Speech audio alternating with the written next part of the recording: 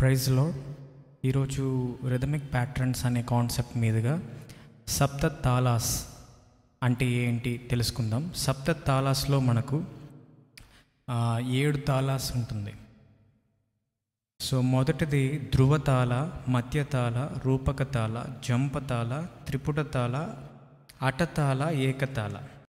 Rhythmic ప్యాటర్న్స్లో time signature అనే concept ఈరోజు చూద్దాము. సో టైమ్ సిగ్నేచర్స్ ఏవే ఉన్నాయి, సో బేసిక్గా మనం తెలుసుకోవాల్సింది ఏంటి. మొదటిది 3/4 టైమ్ సిగ్నేచర్. 3/4 టైమ్ సిగ్నేచర్ని ఎలా పిలుస్తారంటే 3 బీట్స్ ఇన్ ఏ బార్ అంటాం. సో ఫర్ అన్ ఎగ్జాంపుల్కి 1 2 3 1 2 3 1 2 3.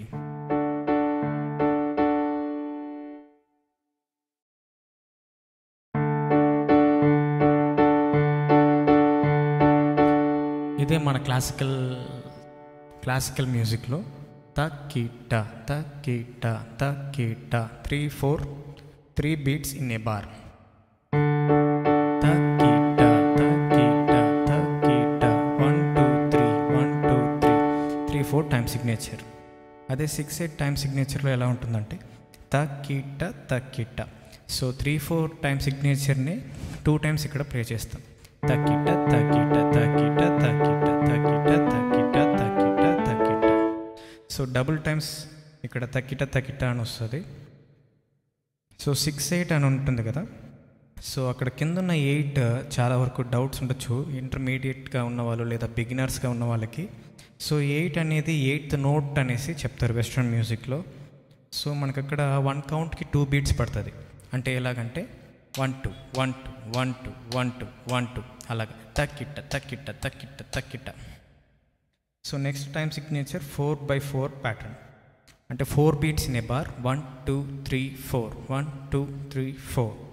సో దీన్ని తక్కదిమ్మి తక్కదిమ్మి తక్కదిమ్మి తక్కదిమ్మి తక్కదిమ్మి తక్కదిమ్మి తక్కదిమ్మి తక్కదిమ్మి తక్కదిమ్మి తక్కదిమ్మి తక్కదిమ్మి తక్కదిమ్మి తక్కదిమ్మి తక్కదిమ్మి 1 2 3 4 1 2 3 4 1 2 3 4 1 2 3 4 1 2 3 4.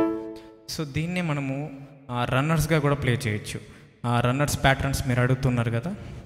సో కార్డ్ని మీరు రన్నర్స్గా కూడా యూజ్ చేయొచ్చు. ఇదిగో ఇలాగ చేయొచ్చు.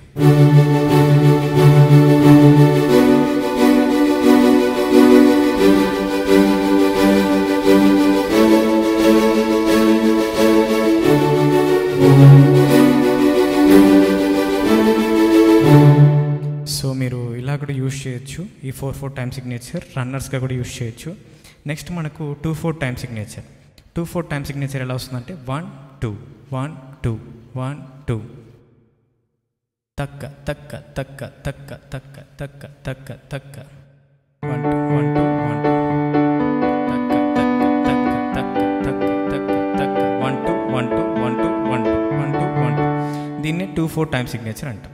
సో నెక్స్ట్ 7/8 టైమ్ సిగ్నేచర్ ఎలా అంటే 7 beats in a bar. So ఇది నోట్స్ ఎలా వస్తుందంటే తక్కిట తక్క దిమ్మి తక్కిట తక్క దిమ్మి తక్కిట తక్క దిమ్మి తక్కిట తక్క దిమ్మి తక్కిట తక్క దిమ్మి తక్కిట తక్క దిమ్మి తక్కిట తక్క దిమ్మి తక్కిట తక్క దిమ్మి తక్కిట తక్క దిమ్మి. ఎగ్జాంపుల్కి ఒక మ్యారేడ్ సాంగ్ వస్తుంది కలిసేటి అందాల.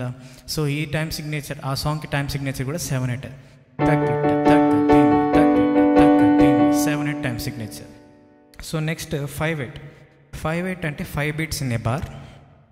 సో దీని నోట్స్ ఎలా వస్తుంది తక్క తక్కిట తక్క తక్కిట తక్క తక్కిట తక్క తక్కిట తక్క తక్కిట తక్క తక్కిట తక్క తక్కిట తక్క తక్కిట తక్క తక్కిట తక్క తక్కిట తక్క తక్కిట. సో ఇది టైమ్ సిగ్నేచర్. సో మనకు టైమ్ సిగ్నేచర్కి రిథమ్ ఎలా వస్తుంది, సో ఆ రిథమ్ ప్యాటర్న్స్తో నేను ఎలా ప్లే చేశాను అనేది మీరు చూశారు. సో పర్టికులర్గా ప్రతి సాంగ్కి కూడా ఎగ్జాంపుల్కి 3/4 అనుకోండి. మనకు జాన్ జబరాజ్ పాస్టర్ గారు పాడిన ఎబినేజరే సాంగ్ ఉంది. సో ఎబినేజరే ఎబినేజరే అది 3/4 టైమ్ సిగ్నేచర్.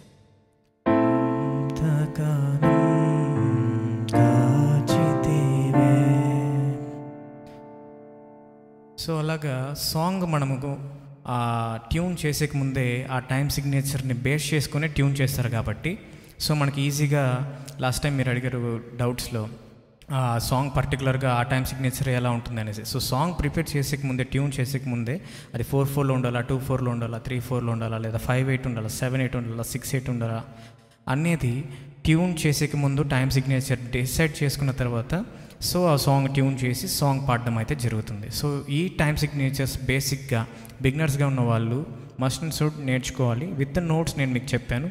సో నోట్ తీసుకొని కూడా మీరు నోట్ చేసి ప్రతిసారి కూడా సాంగ్కి టైం సిగ్నేచర్కి ఆ నోట్స్ ప్రకారంగా మీరు ప్రాక్టీస్ చేయగలగాలి.